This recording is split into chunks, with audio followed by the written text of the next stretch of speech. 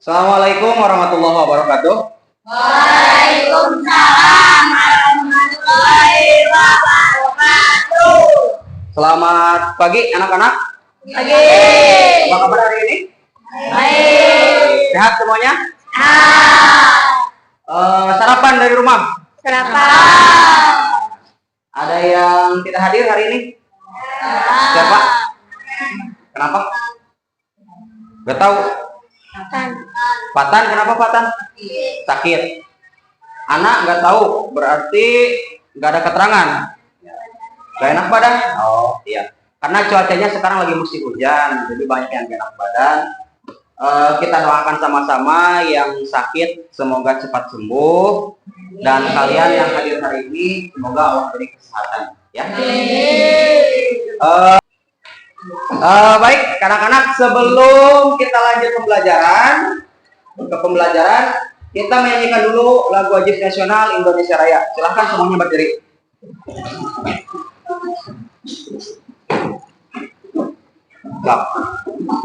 Hiduplah Indonesia Raya.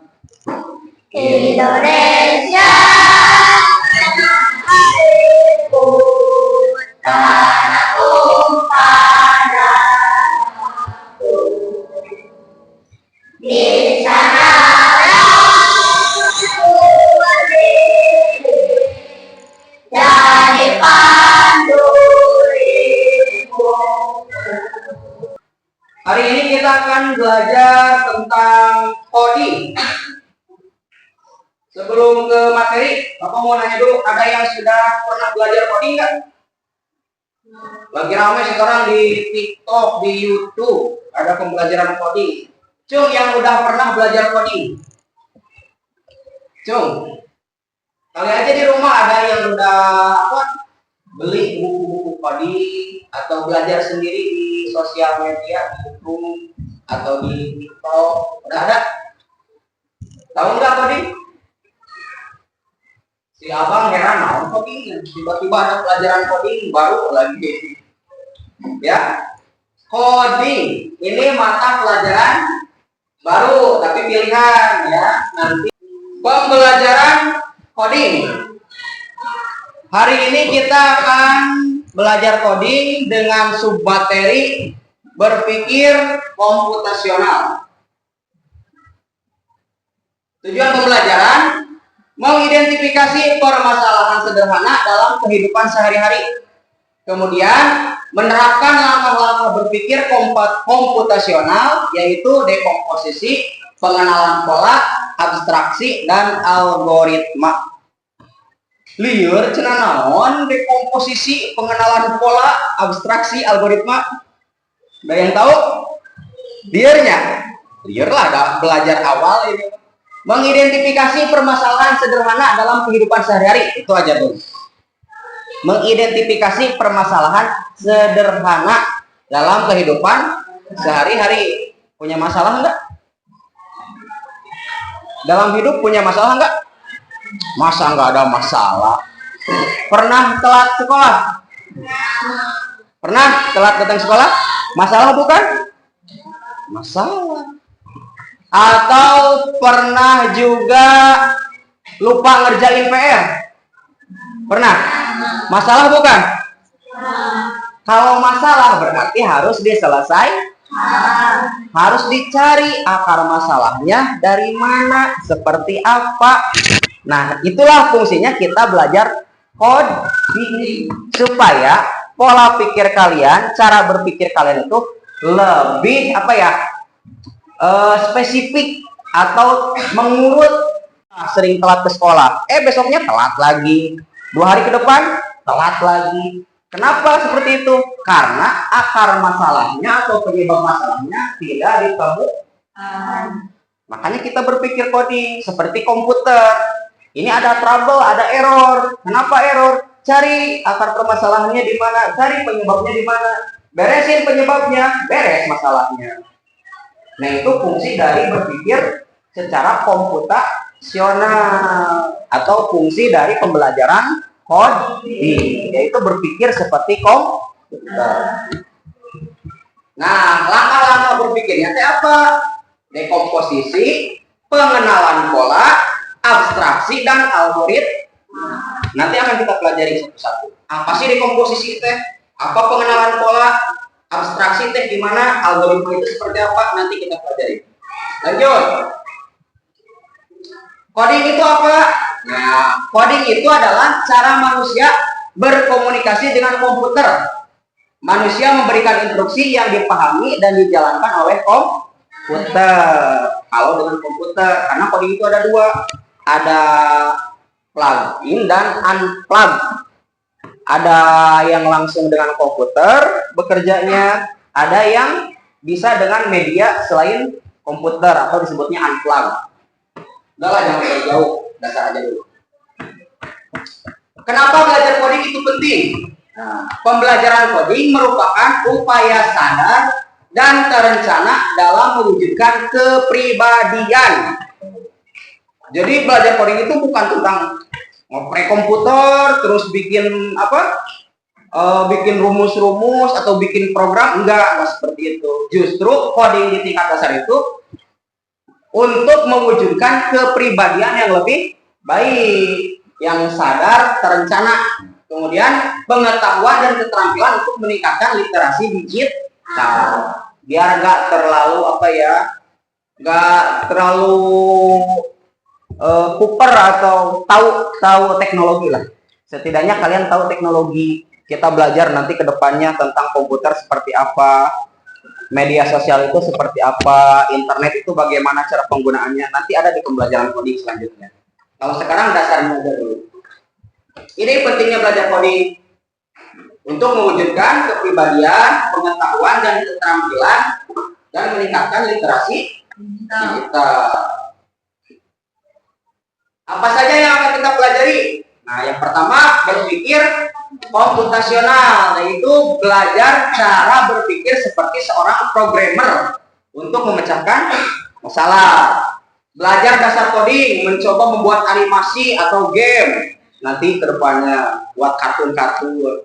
Mengenal teknologi dari mulai hardware, perangkat keras seperti komputer, laptop, handphone itu hardware, sampai ke software, perangkat lunak seperti program-program, aplikasi-aplikasi itu softwarenya. Nah, cuman hari ini kita fokus ke yang nomor satu, yaitu berpikir komputasional. Cara berpikir komputasional yaitu cara menyelesaikan masalah secara sistematis dan logis. Sistematis itu berurutan 1, 2, 3, 4, 5, 6. Nah, itu sistematis, gak cerog-cerogan. Logis, masuk akal, seperti cara komputer bekerja, tetapi dilakukan oleh manusia. Jadi kalian nanti akan bisa berpikir seperti komputer, ya, sistematis, logis. Contoh kecil berpikir sistematis dan logis. Ada yang pernah masak mie di rumah? Pernah dilihat gak bungkus mie di belakangnya? Ada cara penyajian. Dibaca. Apa nomor 1?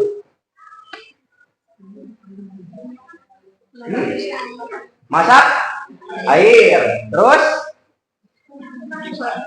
masukkan mie. Terus tuangkan bumbu. Terus apa lagi? Tuh kan udah kelihatan. Dari contoh kecil saja kalian itu belum berpikir komputasional, belum logis. Masa tiba-tiba masak air terus masukkan mie? Emang mie-nya udah dibuka?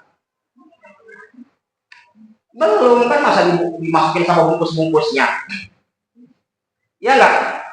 Nah, di sini loh fungsi belajar coding komputasional sistematis, yang berarti ambil dulu wadah airnya, wajannya, masukin air, simpan di atas kompor, nyalakan api, masak airnya, buka bungkus mie, ambil mie-nya, setelah air mendidih, masukkan mie-nya, Bumbu, diambil bumbunya, dibuka, dimasukkan ke mangkok.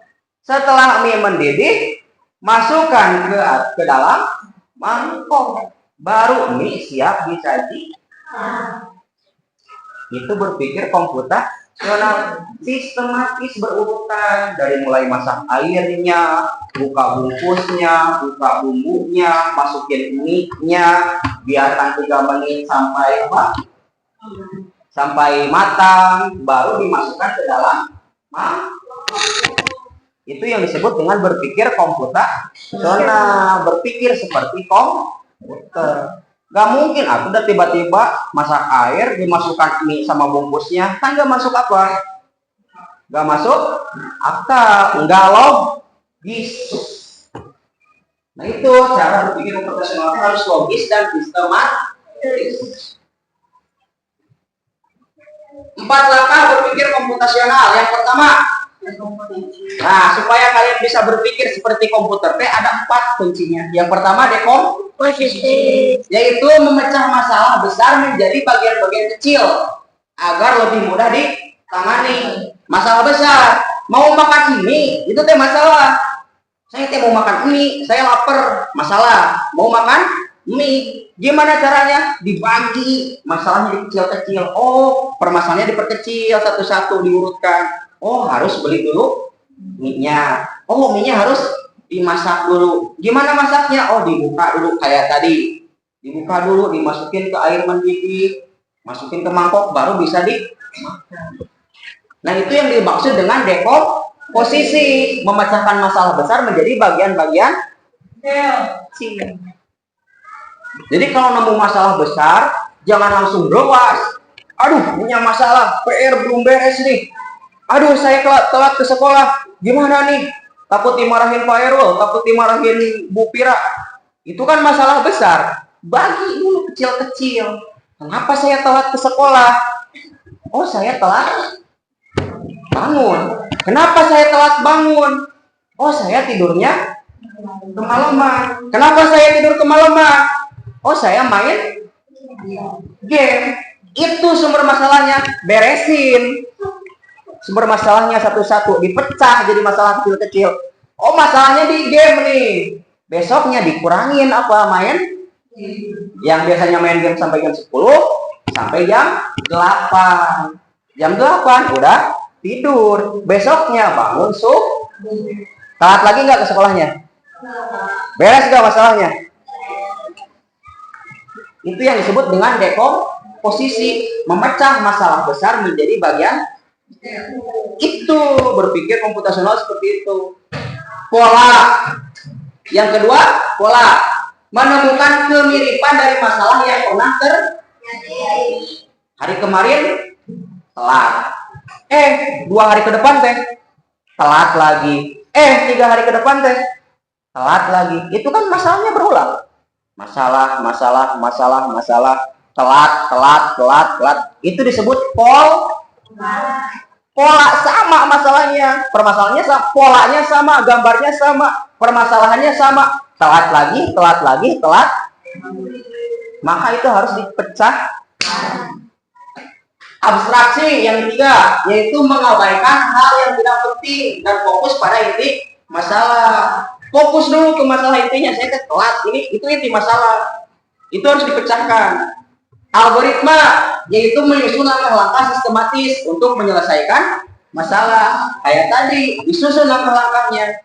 Udah dipecah nih, di dekomposisi. Saya telat, dipecah. Oh, saya telat bangun. Oh, saya telat tidur. Oh, saya main game. Itu udah dikomposisi. Masuk ke algoritma. Susun langkah-langkah sistematisnya. Oh, berarti saya jangan main game terlalu malam, tidur lebih awal, bangun subuh, cepat mandi, sarapan, berangkat ke sekolah tepat. Beres masalahnya. Itu yang disebut dengan berpikir komputasional. Seperti komputer, tersusun rapi.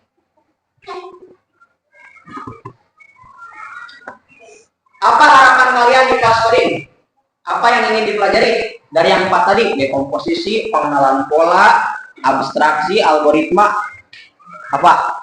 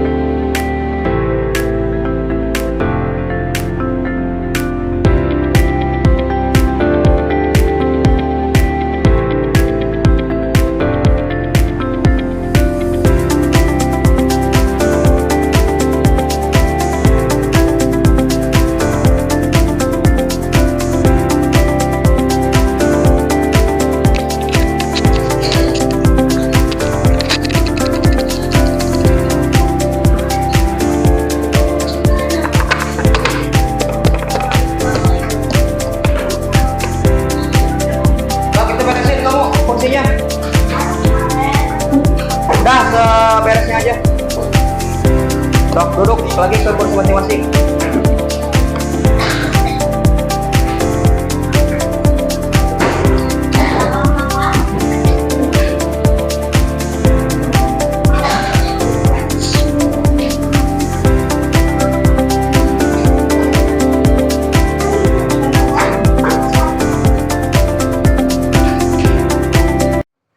Baik anak-anak, pengerjaan LKPD-nya sudah selesai. Bapak mau lihat hasilnya? Coba hasilnya diangkat ke atas semua. Angkat ke atas. Diangkat, diangkat. Bagus, bagus. Beres. Belum, kamu. Ini belum. Satu lagi, beres. Bagus. Satu lagi. Bagus. Ya hampir semua sudah beres ya. Tinggal beberapa orang ada yang masih belum beres 1-2 pola ya. Ya, gimana? Bisa mengerjakan pola? Yakin? Gampang nggak? Gampang. Hari ini kita ambil kesimpulan. Kesimpulannya hari ini kita belajar tentang apa? Coding atau berpikir apa? Komputasi. Ada berapa langkah? 4. Apa saja? Komposisi,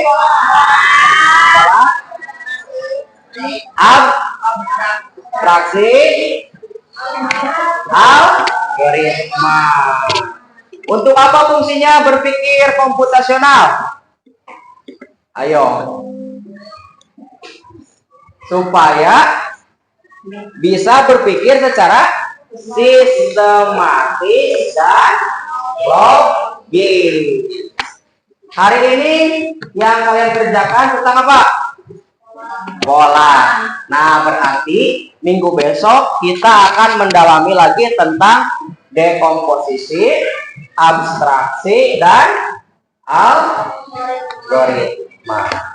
Baik anak-anak yang Bapak sayangi, untuk pembelajaran hari ini Bapak cukupkan sekian. Ada yang mau ditanyakan? Cukup? Paham? Kalau begitu Bapak ucapkan terima kasih. Semoga apa yang sudah kita pelajari bisa bermanfaat. Kita tutup pembelajaran hari ini dengan pembacaan hamdalah bersama-sama.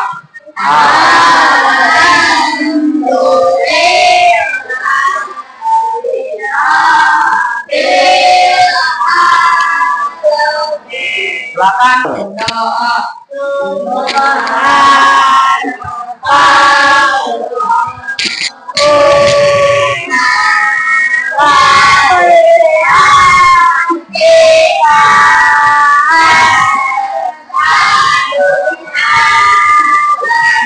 Assalamualaikum warahmatullahi wabarakatuh.